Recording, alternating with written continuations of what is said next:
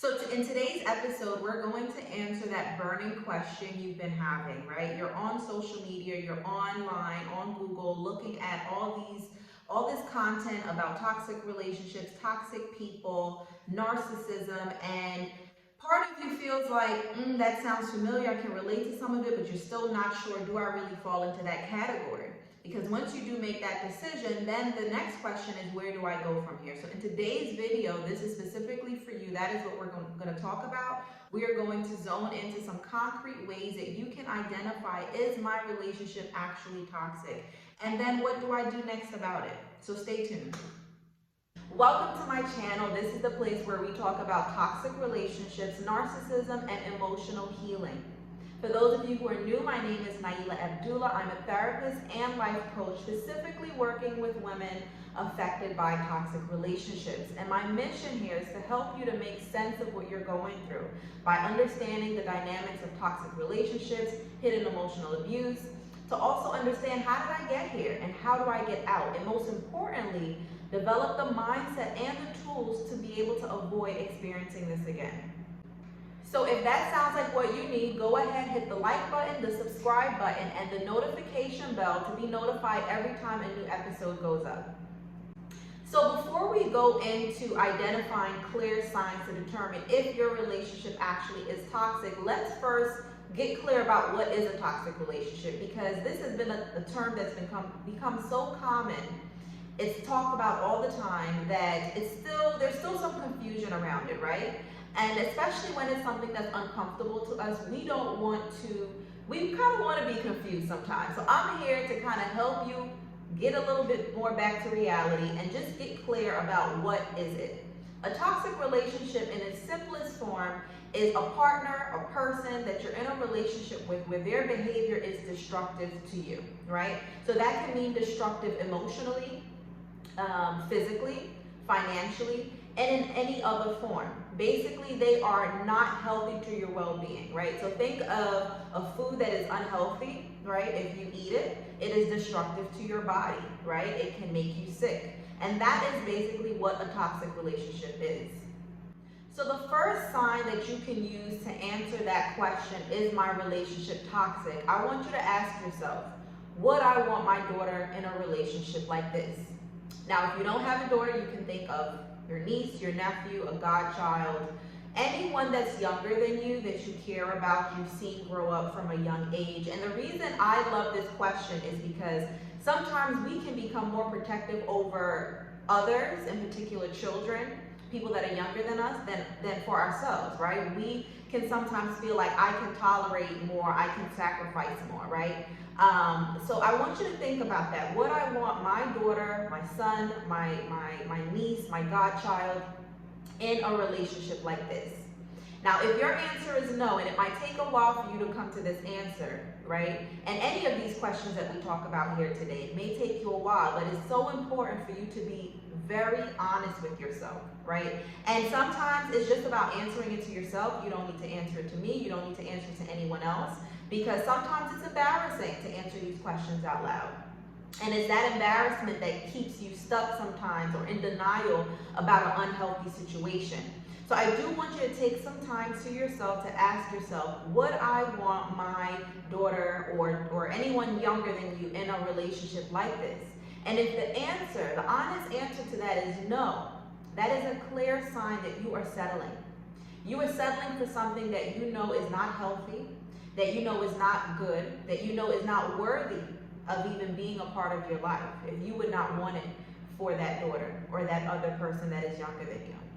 That is a clear sign. Moving on to the next sign, and that is you feel emotionally drained, you feel exhausted. And before I go further into that, I just want to say that sometimes we are exhausted and we don't even realize it. Have you ever been in a situation yourself, or maybe someone that you know, where you've been to the doctor, you have physical ailments, and the doctor is just telling you it's stress, and it doesn't make sense to you, right? Because you keep struggling with these health issues, whether it be mild or severe, and you just feel like, no, there needs to be something else going on other than stress, because I'm not really stressed. The good and the bad thing is that as human beings, we get accustomed to stress. And on one hand, it's good, because stress allows us to continue to move forward with our task in our life. That endurance to be able to endure stress. However, on the other end, it can keep us in unnecessarily stressful situations because we have developed the endurance, right? So when we talk about being emotionally drained, emotionally exhausted, we're talking about all of the energy that you put into a relationship, to a person, to beg them to treat you right, to behave appropriately, treat you with respect, to be considerate of your feelings, to even participate in the relationship in a healthy way, right? Trying to teach them the basics of right and wrong, right?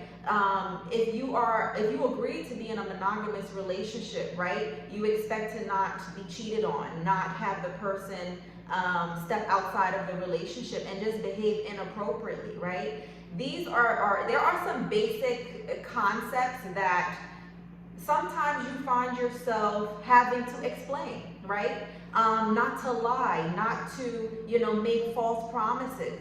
And because you are the person that you are, and based on your personality, you are always willing to give. You are always willing to teach. You are always willing to help that person to become a better person. But at some point, we have to ask ourselves, do I really need to teach you this, right? If you are talking to a 2-year-old, a 3-year-old, a 4-year-old, that is acceptable. But when you are talking to an adult, there are some basic concepts you expect that adult to have, to understand, right? If you have a toddler and you're teaching them how to tie their shoes, you don't expect to have to teach a grown person how to tie their shoes. That will raise a red flag for you. That will make you say, something's not right. Well, that is the same thing we want to do when we look at people's behavior and their emotional capacity, right? Are we teaching them certain, morals and values and just ways of being and treating you in a relationship that they should already have, right? And sometimes it can happen so gradually that you get used to it, right? It becomes your norm. And sometimes it takes someone on the outside to say, why do you have to explain that to them? Shouldn't they know that already? When you see yourself asking that question, or maybe someone else is bringing up that question to you, try not to get too offended, but really take a step back and say, yeah, maybe I am putting in too much. Maybe I am over-explaining myself, right? Begging someone to treat you well, begging someone to be considerate, begging someone to participate fully in the relationship, and they're not there just to be there, right? Because what happens is you become so exhausted to the point where you start settling for the bare minimum. Right? They give you little breadcrumbs. They're not really involved. They're off living their life, working, right? And you're just holding on to the little bit that they give you. Okay, I'll take you out this weekend, Or, okay, I'll go on a trip with you when you're typically going on trips by yourself or just with the children. These are just some examples where the person is not maybe really even present in your life, right? But they're just there, right? You share a bed, you share a house, you share a title of being a couple, but they're not fully invested in you and in the relationship. And again, with emotional exhaustion and feeling drained, you just start to accept anything. You just start to accept the bare minimum that they give you because you're just happy just for anything at this point. So as we speak about emotional exhaustion, feeling emotionally drained, as we said, that can lead to stress, which can affect us physically. And why it's so important, again, to take a step back. And when you hear me say take a step back, we need time to ourselves to process our lives. We need time to ourselves, quiet time, where we are able to just be vulnerable with ourselves. Because a lot of times when we think about vulnerability, we think about with other people. But sometimes we don't even want to be vulnerable with ourselves, right? We don't want to be open and honest about what am I really feeling about my life, about what I'm experiencing, right? So take a step back, take your quiet time to yourself to really analyze and assess what is going on in my life. What am I feeling? And when we talk about that stress that you can be experiencing from the emotional exhaustion, that can manifest physically in the form of trouble sleeping, right? Anxiety, feeling with a low mood, being irritable, right? It can manifest in so many different ways that it's really hard to figure out, where is this coming from? So this is why it's so important for you to take time to yourself, right, when you're having these experiences, and say, what is going on? What is happening for me? And if that is hard for you to do for yourself, which it can be at times, don't be afraid to reach out to have someone help guide you through that process. So far we've spoken about 2 ways to determine, is your relationship actually toxic? Before we go into that next one, I just want to acknowledge that this channel, we do speak about emotional healing, but if you feel like you need further support, there are resources in the link in the description box below. Go ahead and click that for a free ebook, a free support group, and various services to help you along the process. So moving on to the next tip to decide, is your relationship actually toxic, is looking at, is your partner manipulative? Now, manipulation is a very common word, but again, it's one of those words that can mean or look different in different situations. Now, in the sense of relationships, we're looking at unhealthy psychological strategies. So that's basically mind games, as we say. Mind games used to control another person's emotions, right? And that's usually in a indirect way. So in a hidden, indirect way to get you to do something you actually don't want to do, or get you to tolerate and accept certain things that typically you would not really want to tolerate. So when we talk about manipulation, there are different tools that manipulative people use to get what they want out of you. And we're going to talk about some of the most common ones, but it can look different in different situations. But these are some common ones that you will see, generally speaking. So the first one I want to talk about is fear. They use fear, they instill fear in you, and sometimes it's overt, right? Sometimes it's very direct and overt by using intimidation, maybe threatening you, that they will do something physically. Sometimes, and in a lot of cases where toxic relationships and emotional abuse goes hidden, is that the use of fear is hidden, right? So they may make jokes, and these are just some examples, they may make jokes about leaving you, right? Leaving the relationship, or they might not make jokes about it and be very open about it.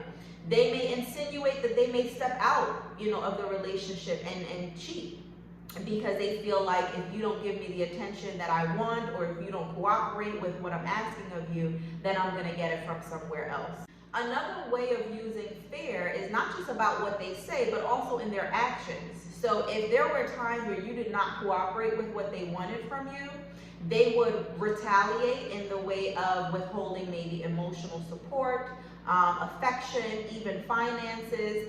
So they basically work on conditioning you to know that if I don't cooperate with this person, their retaliation is going to affect me. Their retaliation is going to hurt me. And that builds fear. And a lot of times with hidden abuse, it's not an immediate thing. It's not right away, right? It's something that happens gradually based on how they respond to you wanting to set boundaries, to you wanting to demand respect, that they retaliate, they respond in an aggressive manner, or maybe passive aggressive, right? Withholding affection, withholding emotional support, withholding attention is a passive aggressive way to basically punish you. And what happens over time is that you get conditioned to that, right? Subconsciously, you're not really even aware of the conditioning that's happening, but you get conditioned to that to then know in the future when things happen, you hold back. Right? Or even if you don't hold back, because sometimes we think that, okay, I'm not going to hold back, I'm going to speak my mind, I'm going to say what I want to say, but you still are now prepared, right? You're guarded, and you're expecting this retaliation. You're expecting them to come back at you. And in a healthy relationship, that does not happen, right? You can be upset, but you will not aim to hurt. You can be upset, but you will not retaliate to break the other person, or to instill and manipulate and cause fear about how you will respond, right? You can be upset with someone without actually trying to hurt them. And that is the difference between a healthy relationship and a toxic relationship. So another tool, which is one that bothers me the most personally, that's used to manipulate, is using the children. If there are children involved in the relationship, those children are used to hurt you, right? And that can be done in different ways. So basically, kids can be used, again, as tools to manipulate, to condition you, right? And punishment, I want you to think punishment leads to conditioning, which is a form of manipulation, basically to condition you to be who they want you to be and what they want you to be. So with children, it can be done in a very overt way, which is the ways we're most familiar with, which is, you know, speaking ill about you in front of the children. But some of the more hidden ways that it's done, where it typically falls through the cracks, is where they are speaking to the children, not very openly and overtly, but they're basically saying things to make the children look at you as another child, right? Like they don't have to respect you. They can also be overly kind, overly generous, buying the children, you know, expensive gadgets, and kids aren't really into toys like I was back in the day, but, you know, tablets and phones, and just basically lavishing the children with things that they want in order to condition the child to look at them as the superior in the house, right? The one with the money, the one that can do more things, the ones that have more authority. And over time, as vulnerable as children are, they can start to look at the other parent as, you're not as powerful as the parent, as the parent that's buying me all these things, right? So that's just an example of where children can be used to not respect the other parent in the same way that they respect the manipulative parent. And one thing I want you to keep in mind is that children will always see the truth later on. The hard part for us as parents is that we don't want to see them being manipulated in the process, right? But I do want you to keep hope that the children will eventually see the truth. They will eventually see who that other parent is. Because toxic people always reveal themselves. They always do. No matter how crafty they are at being manipulative and putting on a facade, the truth always comes out. So I hope that gives you some solace and some hope. So the other tool of manipulation I want to talk about is another term that's very popular in the online space. But again, it takes a while for you to really grasp, what does this mean? So gaslighting. Gaslighting is a term, again, that's common. And it basically means where the toxic person's behavior, they don't take responsibility for it, right? So you see the toxic behavior, but when you bring it to their attention, they deny it, right? And they deny it not just casually, but they really persuade you that what you observe and what you're thinking is wrong, right? To the point where you start to question your sanity, you start to question your memory. And it sounds, when you first hear it, you know, especially to people who have not experienced toxic relationships, when you explain that to them, or even to you, if you haven't really understood gaslighting yet, you can say, oh no, that's impossible. You know, if I see that the sky is blue, it's blue. No one can convince me of anything else. But because these people are so good at manipulating, and they do it so repetitively, you again, conditioning, right? You again start to get conditioned that maybe my memory is off. Maybe I'm not perceiving things, you know, in the right way. Let me give an example. So say there is questions about the person's behavior with another person, right? Say a colleague, right? And you see that there is some inappropriate exchange between your partner and the person. And you bring it up to the person and they say, oh no, that's not true. That didn't happen. You know, I didn't hug her in that way. You didn't see me doing that, right? They are denying their behavior. And they can word it in a way by maybe calling you too sensitive, or, you know, basically turning it around on you. They will say whatever they need to say to make it seem like you are the problem. You were misunderstanding things. You did not see things correctly. You did not hear it correctly, right? If in that conversation you had with them about their behavior, and they lashed out at you, and you didn't like how they spoke to you about it, you know, and then you bring it up again, and they said, oh no, I didn't say it like that. You're just so touchy, right? These are just some examples on what it looks like when someone doesn't take responsibility. And that is the term gaslighting. They are not taking responsibility for their toxic behavior. because they want to manipulate the way you see things. They don't want to be called out on their behavior because they don't plan on changing it for the most part, if we really want to be honest here. So that is where gaslighting is used as a tool, again, to manipulate you, to condition you, to get you to do something they want you to do, which is accept their ongoing toxic behavior. So the next tip I have for you to determine is your relationship toxic is to answer the question, is there verbal abuse?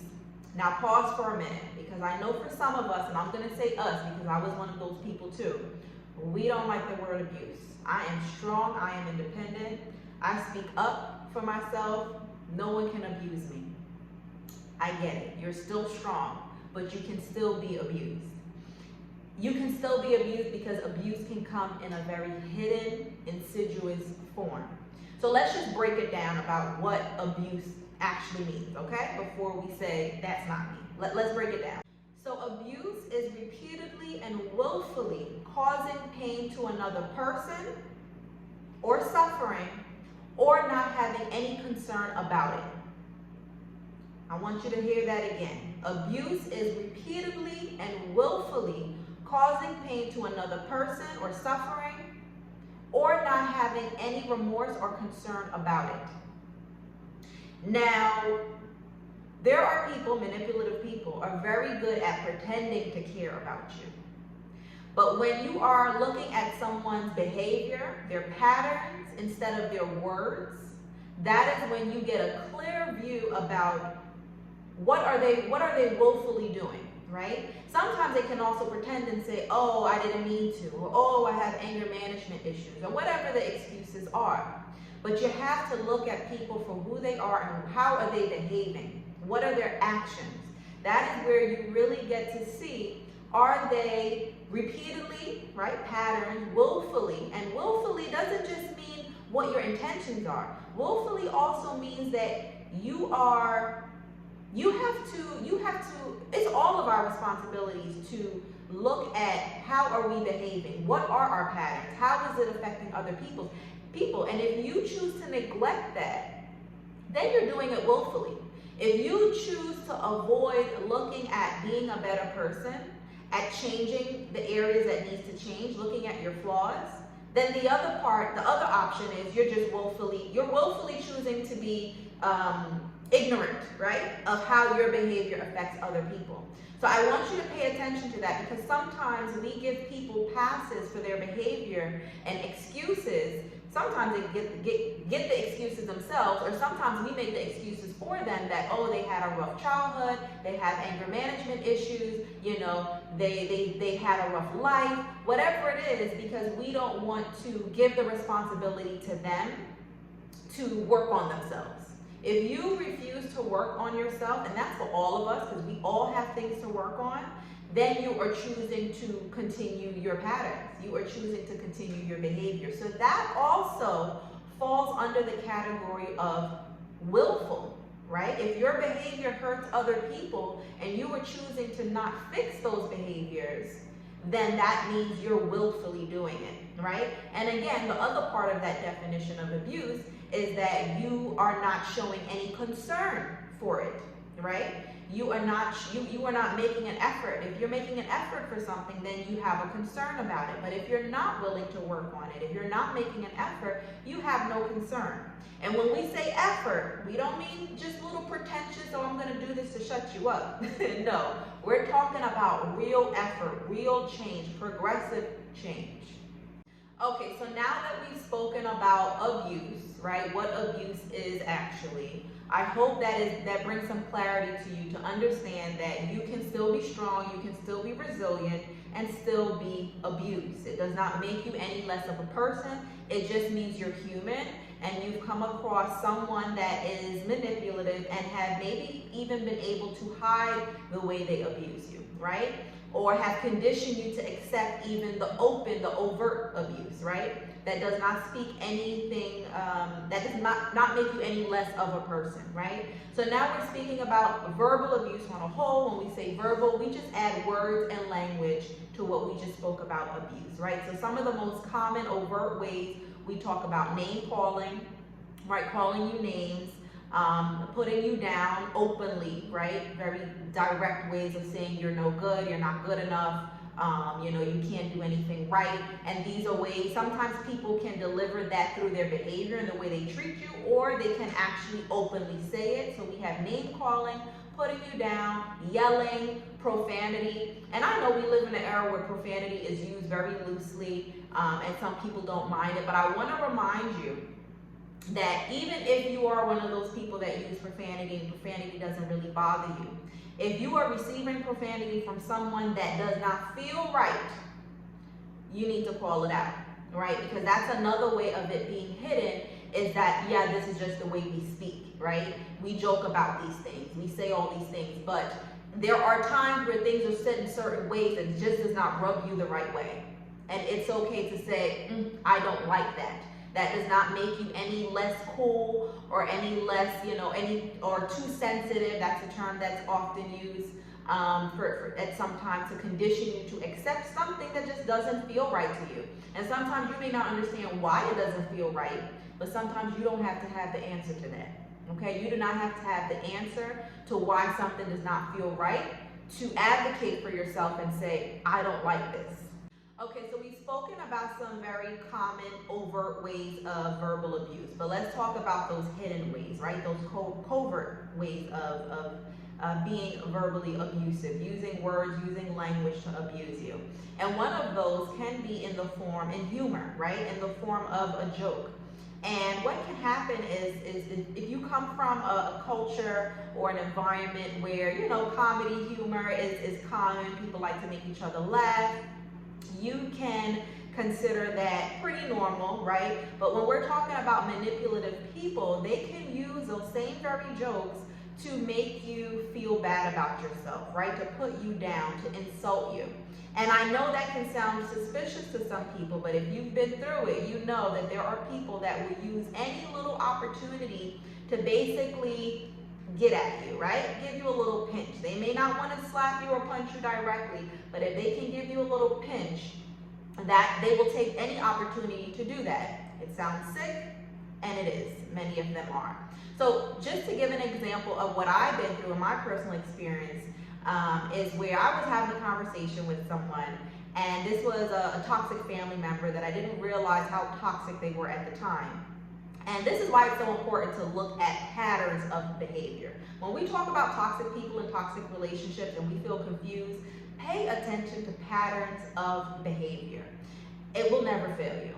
Anyway, getting back to the story. So we were talking about a person, a friend of theirs, and they mentioned their age. And for some reason, I thought that person was much older than me because the family member that I was talking to is quite older than me. So I thought their friend naturally was in their age group. And I said, oh, so-and-so is my age. And they go, oh yeah, but they're different. They own this, they have this business, they own that, they're different. And at the time, it didn't click. But afterwards, later on in the day or maybe even the next day, I thought about it and I said, well, that sounds like an insult, right? Now, on one hand, the same toxic family member likes to boast, or like to, at that time when we were in contact, they like to boast about my accomplishments.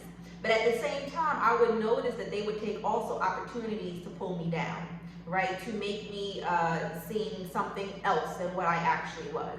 And actually it came clearly from a sense of jealousy of admiring who I am. And that is something you'll see a lot in toxic people and manipulative people. And again, that can come in any form, not just toxic family, toxic partners. Someone can be with you and say they love you and brag about you, but still be jealous and envious of who you are. The bragging sometimes is not about you, it's about them. It's about showing people oh, look who I'm connected to. I'm connected to this person who is, who has done these great things. But they're still not genuinely happy and supportive of your accomplishments. That's a side note. So the point is, that joke was after I got back home and I realized what was said.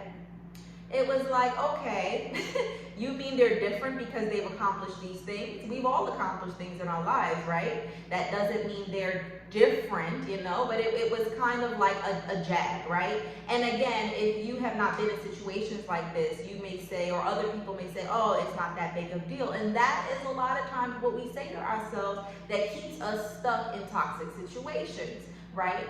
And then again, it's about patterns. So as part of my healing process with this person was not to just look at that one statement, but look at patterns of behavior, patterns of them taking any little opportunity to insult me. Also looking at how they did the same thing with other people, right? The way they treat other people is just a matter of time that they will treat you in the same way.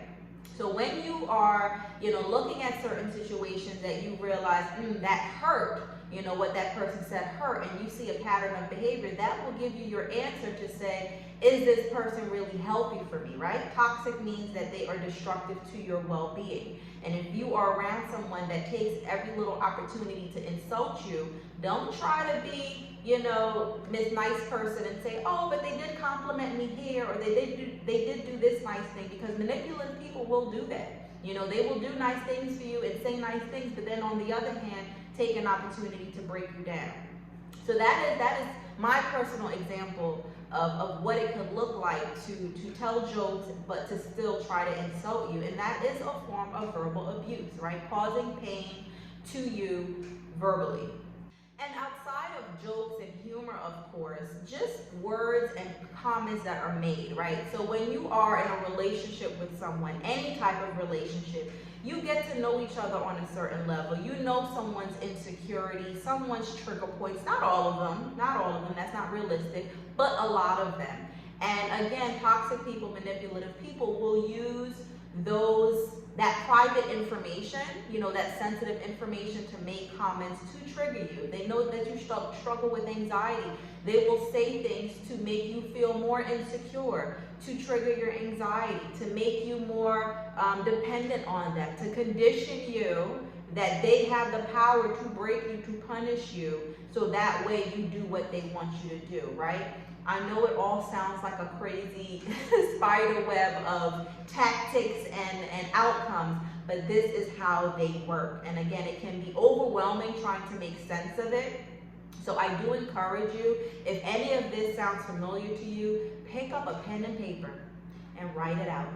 Write it out. And I know it sounds so cliche, but it really helps to get your thoughts on paper about things that you have observed from the person to help you to understand, what am I experiencing? So at this point in our episode, we have discussed some clear signs about what a toxic relationship can look like. To answer your burning question, is my relationship toxic?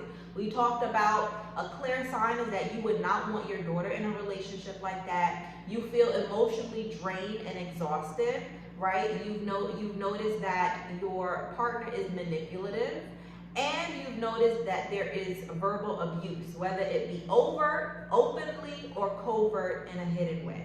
Now again, I want to reiterate that answering these questions can be difficult, right? It can feel embarrassing when you get to a phase in your life and you're like, wow, this is what I've been putting up with, And we don't want to admit that sometimes to ourselves, but if we are not honest with ourselves, even the uncomfortable truths, we cannot grow, we cannot heal, we cannot create a better life for ourselves. And that is across the board, not just relationships, but that's just in any area. So if you are interested in self-development and you are about growth, because not everyone is, I'll accept that.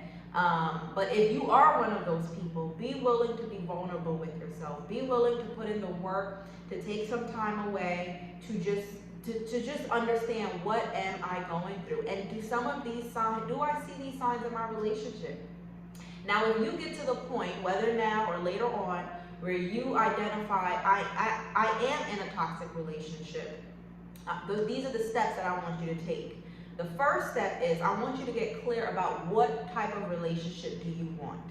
I know it sounds simple, but as simple as it sounds, so many times we get into relationships without even knowing what type of relationship do we want. Because we assume a relationship is just a relationship, right? It's the same for everyone, and it is not. You have to get clear about what type of person that you want in your life, right? What type of values do they have? What is important to them? Because this will determine how they treat you and how they treat the relationship. And you can't ask for someone to treat you in a certain way and handle your relationship in a certain way when you're not even sure of exactly what do you want, right? And it's not the superficial things, and that's where a lot of us go wrong in this era, is we're looking at what do you want in a superficial way. What type of height, skin color, hair color, eye color, right? What type of degree, how much money in their bank, what kind of car do they drive? These are the things a lot of times that people are looking at. Sometimes they're boldly looking at it, and sometimes they're not saying it out loud because they know it sounds superficial. But when you're really looking at, okay, who am I attracted to?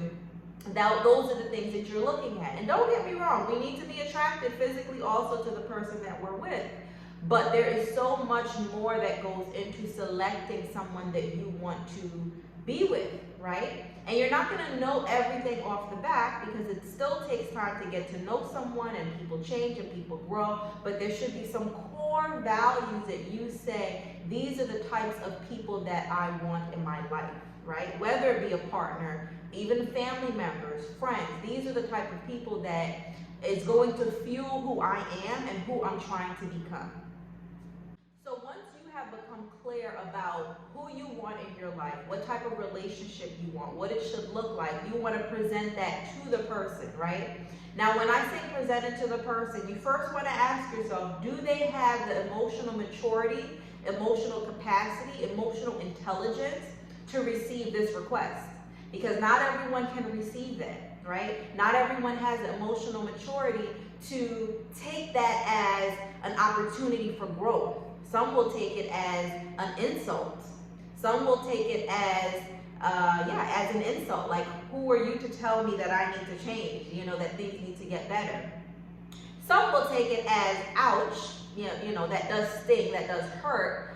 However, I am willing to put in the work to get the best relationship we can possibly have, right? That is the difference between someone who is emotionally mature versus someone who is not. Or the difference between someone who is emotionally or just manipulative, right? They don't have any interest to change because the way that they behave actually benefits them, right? It feels good to them. To change and to grow and to be better, they're not interested in that. That does not make them feel good, right? So you always want to ask yourself before you present requests to people, do they have the emotional capacity to receive my request?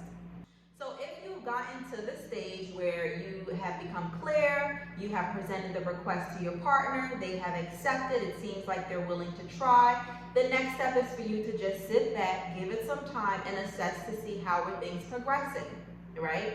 Are they genuinely making efforts to change? Or are they just breadcrumbing you? That is something that is done by manipulative people. Breadcrumbing, think of Hansel and Gretel, right? Where the witch put the crumbs and the kids just ran up to the breadcrumbs and led them right back to the witch's house. That is breadcrumbing, right? Just giving you little bits and pieces to keep you there, to make you think, fool you into thinking that, yeah, I am trying, I'm getting better, but it's not actual change, it's not genuine change, right? And it takes time and it takes patience to really assess what is actually happening here.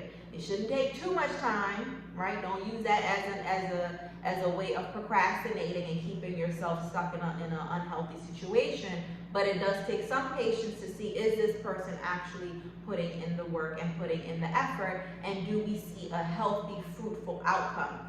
Another thing I want to just mention is that sometimes people really are trying, but it's still not working. And that is a hard pill, a large pill to swallow and a hard one to accept. But that is also part of you loving yourself and accepting that some people they can be nice, right? You can have certain things in common, but on some level, on the core level, the core things that you want, it's just not possible. They just don't have the capacity to meet you where you need to be met. And that mindset alone helps us to release the anger that comes along with realizing someone is manipulative, right? If you can view it, if you can have the perspective that the person, it's not about, oh, that person is bad or evil, but it's also about that person just doesn't have the emotional capacity to meet me where I need to be, or meet me where I am now, right? They can't meet me where I am now, and they can't grow with me to where I want to go. They just don't have the capacity. And that mindset alone can relieve some of that anger that can come along with realizing that you've been bamboozled. You've been fooled. You've been fooled by a manipulative person. If you can relate to any of the signs that we've spoken about here today to answer that question, is my relationship toxic? Or if you've tried some of the next best step solutions that we've spoken about, go ahead and put it in the comments below. I am always available to answer any questions or respond to any comments that you may have. Now, if you find yourself still struggling with a toxic relationship, whether you're in or have made it out of the relationship, but you're still affected by the experience, or maybe you're still affected by the person, go ahead and click the link in my description box. There's a free ebook of 10 mistakes I made that kept me stuck in the relationship and what you can do to avoid making them. There are also other resources available, and I'll see you next time.